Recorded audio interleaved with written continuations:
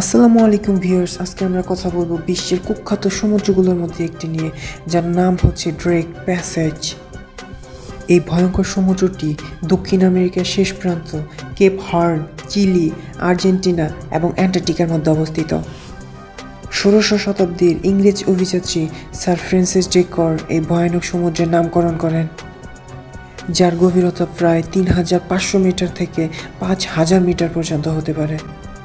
সমুদ্রটি কুখ্যাত হওয়ার বেশ কিছু কারণ আছে, তার মধ্যে সবচাইতে উল্লেখযোগ্য কারণ হলো এর বাধাহীন স্রোত, দানবীয় ঢেউ, অনিশ্চিত আবহাওয়া এবং বরফের আস্তরণ।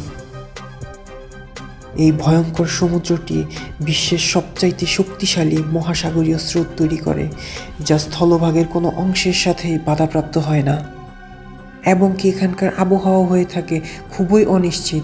হঠাৎ করেই তৈরি হয়ে যায় ঝড়ো পরিবেশ। এটি অ্যান্টার্কটিকার কাছাকাছি হওয়ায় মাঝে মাঝে বরফের চাই এবং আইসবার্গ দেখা যায়, যা জাহাজের জন্য তৈরি করে অতিরিক্ত বিপদ। ভয়ঙ্কর এই সমুদ্রটা যেন এক সমুদ্র নয়, এটি জীবন্ত এক মৃত্যুর ফাঁদ।